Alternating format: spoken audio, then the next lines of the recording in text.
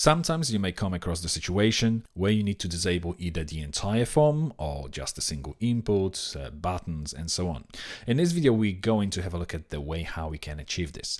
Because this is going to be shared functionality across multiple components, we are going to create a new mixin specifically for this purpose. So under the mixins, we are going to create a new file called disabler.vue. And from here, we are going to start with the script tag and export default and object literal. Here we're going to start with the properties, so props. And the only property that we're going to require is going to be disabled. And this one will be of the type Boolean, and it will default to false. So by default, any of the elements that is using this mixin will not be disabled. Okay, then we're going to have some internal data. So data method returning an object, and the property will be called isDisabled.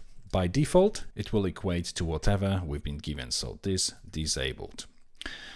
After this, the only two methods which we're going to have here will be enable, which will simply turn this is disabled to false, and disable, which will turn it to true. So this is disabled set to true. And that's all within our mixin. Okay, now save and close this file. Now let's open our wrapper.vue and import this disabler into our form wrapper. So after the error, let's put import disabler from, and it's going to be mixins, some mixins and disabler.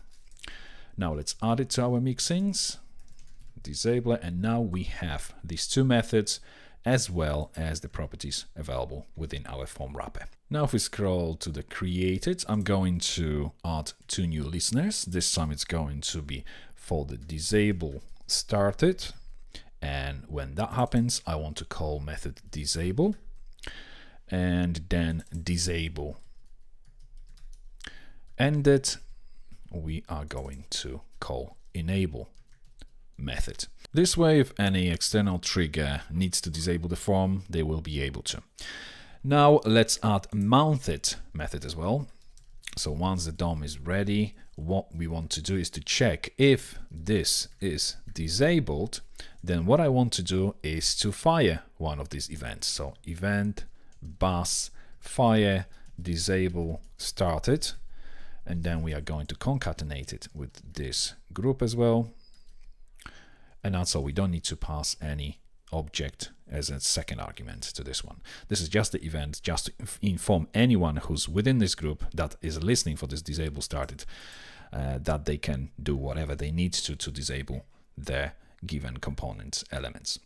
Okay, so that's from the mounted. Now another thing you may remember from within the Ajax caller, we've created those empty methods, start processing Ajax event, Ajax call event, and stop processing Ajax call event, and this is where we're actually going to implement them. So going back to the wrapper, after the mounted we have methods. So the first method here will be start processing Ajax call event, and what's going to happen here is event bus fire disable started, and again concatenating this with the group. Why am I doing this? When I submit the form, I want to, let's say, disable certain elements. If we have external triggers which are outside of the form wrapper, then these buttons I would like to disable. Let's say a submit button. Once you've submit the form, you don't want the submit button to be enabled to resubmit the same form straight after. You want to disable it and only enable it when we get the response back from a server. So that's why we are going to disable it here using this event. And then stop processing Ajax call event will do the opposite. I mean, it's going to call, obviously, again, the event. I'm just going to copy this, but this time it's going to be ended. So disable ended with the group name. Now, one other thing I want to do when I'm actually disabling the form, I would like to make sure that any notifications like top dialog and any error messages on the form are disappearing straight away. We don't want to have disabled form with all those warnings and so on. So in order to do this, because our default disable method does not support it, what we're going to do is override overwrite it actually on this wrapper component. So I'm going to start with disable method, which we already have available because of the disabler. And now we're going to overwrite it. First of all, what I'm going to do is make sure that I'm calling actually the parent disable method. So disabler, we're going to go for methods, and the method called that we want to call is called disable, but we need to use call method and pass instance of itself to make sure that we are triggering this given method on the disabler. Now, before this, however, I want to clear all the notifications. And as you can remember, we have this cleanse method, which also triggers the event, which we don't need in this case, but we want to do what these first two lines are doing. So what I'm going to do is extract these two lines to a new method called clear notifications. So clear notifications, there we go. And we paste it in here, and then we can call this method from within this cleanse, this clear notifications, and exactly same thing will be called from within disable as a first line within this method. And now what we can do is scroll up to the top, and what I want to do is pass this is disabled as the property for the slot. So is disabled equals is disabled, as well as both of these methods. So enable, and then disable. Now, one last thing, if we scroll down to our reset clear methods, when the form is disabled, I don't want to enable resetting or clearing. So if this is disabled, then simply terminate the execution of this method. Same for the clear, and also for the submit. But for the submit, we actually going to add it to the submit event, because submit already has one checked here, and then it delegates it to the submit event. So submit event will only be triggered when the form is enabled. If it's disabled, we don't do anything. Now let's open our text input, and we are going to import our disabler here as well. So after helper, import disabler from, and we're going to go, I think it's 3 for mixings and disabler. Now let's add it to our mixings. We don't have mixings here yet, so mixings in the array disabler. And the first thing I'm going to do is straight away attach the property to this input, which will be disabled when is disabled is set to true.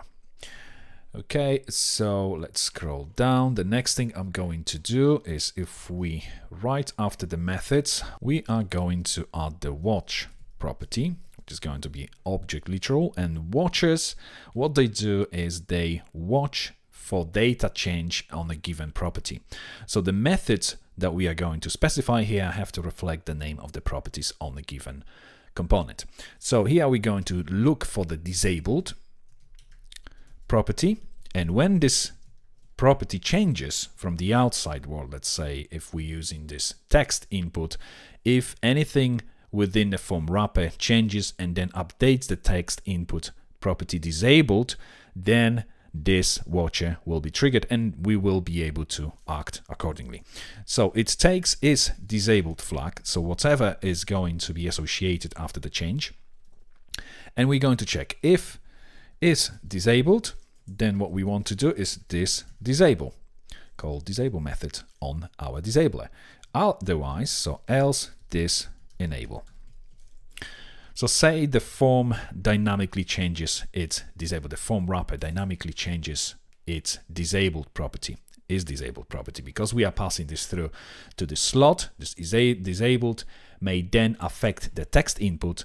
Why doing so, it will either disable or enable the input as well. Okay, so I think we are now ready. Let's open our views. Let's go to the templates, partials, and form buttons attached. What we're going to do is to this submit button, we are going to add disabled flag, and props is disabled.